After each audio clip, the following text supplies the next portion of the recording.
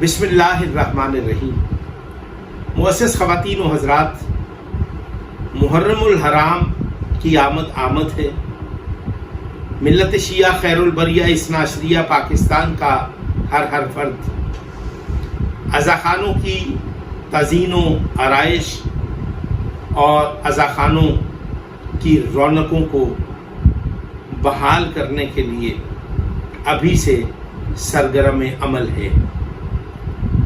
میں منبر پاک پر موجود افراد کو یہ تاکید کرتا ہوں کہ یہ بات جان لیں کہ شب عاشور اور روز عاشور کاروبار کرنے والے لوگ ہی لشکر یزید کے سپاہی ہیں، جو 10 محرم والے دن قتل حسین بیان کرنے کے لیے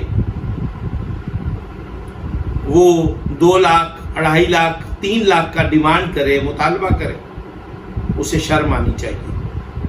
مجلس شام غریبہ 365 دنوں میں سب سے مختصر اور اختصار والی مجلس ہوتی ہے۔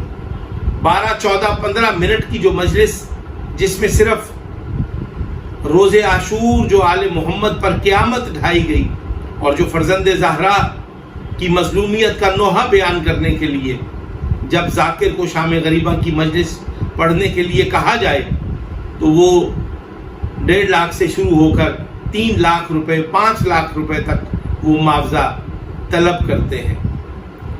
اور مجلس شب عاشور اذان شہزادہ علی اکبر کی ادائیگی والی مجلس پڑھنے پر جو ذاکرین کے معاوضے ہیں وہ شرمناک ہیں۔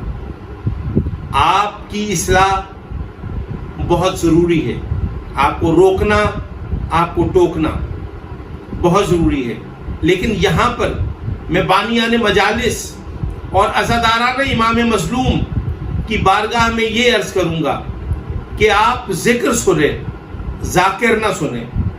آپ ذاکرین اس ذکر کو ذاکرین کا مرہون منت اور محتاج نہ بنائیں کہ ایک نام پر ذاکر، ایک مشہور ذاکر، ایک مصروف ذاکر کو آپ بلائیں گے۔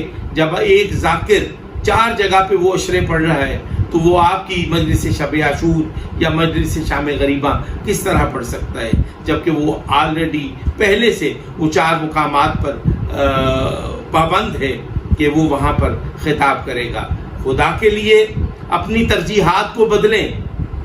آپ ذکر سنیں، آپ صف عزائے حسین پر بیٹھ کر آپ یہ محسوس کریں کہ 4 معصومین تشریف فرما ہوتے ہیں صف عزائے حسین پر، اور جب 4 معصومین تشریف فرما ہوتے ہیں اور آپ لوگ ذکر کرنے کے لیے ممبر پہ آتا ہے اور آپ باہر جا کر خوشگپیوں میں مصروف ہو جاتے ہیں، آپ کو اپنی ترجیحات بدلنا ہوگی۔ ذکر سنیے، ذاکر نہ سنیے۔ میں یہ بات بار بار تکرار کر رہا ہوں کہ ذکر سنیں، ذاکر نہ سنیں۔ اپنی ترجیحات بدلیں۔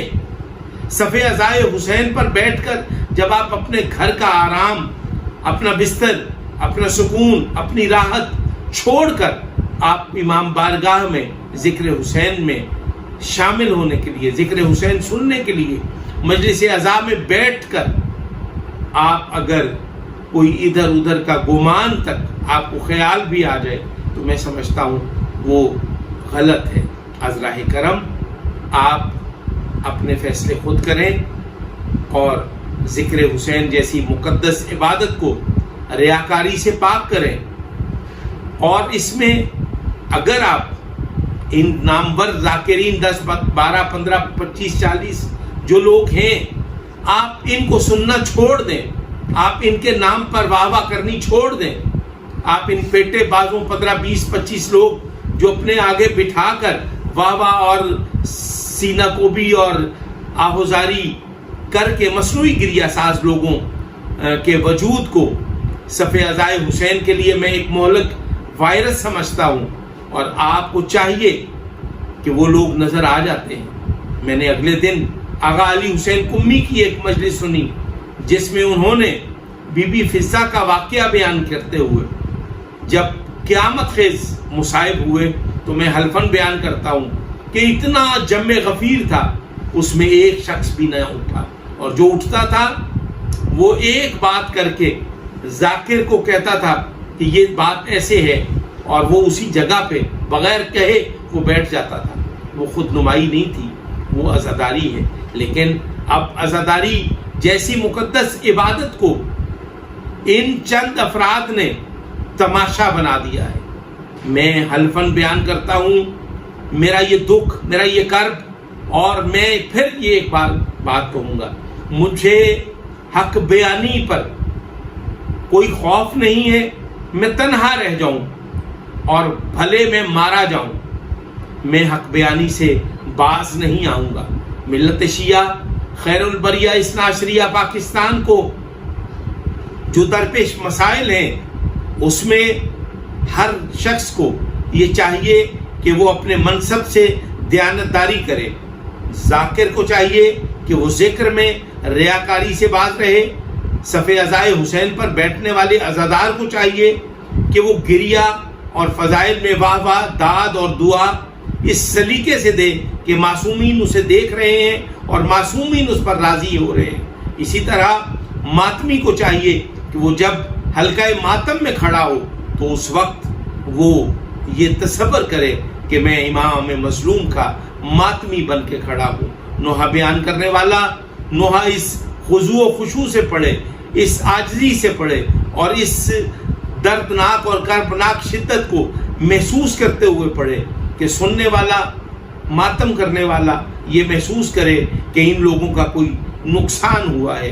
آئیے محرم الحرام کے موقع پر میں ایک بار پھر سے آپ سے یہ کہوں کہ جب محرم کا چاند طلوع ہو تو اپنے گریبان چاک کر لیں، اپنے آستین کے بٹن کھول دیں، اور اپنے چہرے پر وہ سوگ، وہ کیفیت، وہ غمناکی آپ طاری کریں کہ جب آپ گھر سے نکل کر عزاخانوں کی طرف چلیں تو لوگ یہ محسوس کریں کہ اس شخص کا کوئی نقصان ہوا ہے، یہ کربلا کی فکر کا وارث ہے، یہ حسینی سوچ کا حامل ہے۔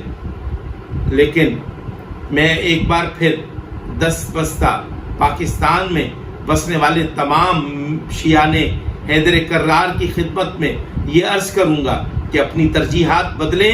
اس وقت ہم انتہائی گھمبیر اور مشکل صورتحال سے گزر رہے ہیں۔ انٹرنیٹ کا دور ہے، کمپیوٹر کا دور ہے، گوگل پہ دنیا سمٹ چکی ہے۔ آپ کی ایک کوتاہی آپ کے مکتب کی بدنامی کا باعث ہے۔ عذراء کرم، میری ان گزارشات کو آپ غور سے سنیں۔ اگر میری ذات کہیں کچھ ہے تو میں اپنی ذات کی نفی کرتے ہوئے، آپ حضرات کے وجود کو تسلیم کرتے ہوئے، میں آپ سے آپ کے مثبت کردار کی امید رکھتا ہوں کہ آپ میری ان گزارشات پر غور فرمائیں گے، اور اگر یہ قابل عمل ہوں تو آپ ان پر عمل کیجئے اور میرے لیے دعا فرمائیے۔ السلام علیکم ورحمۃ اللہ وبرکاتہ۔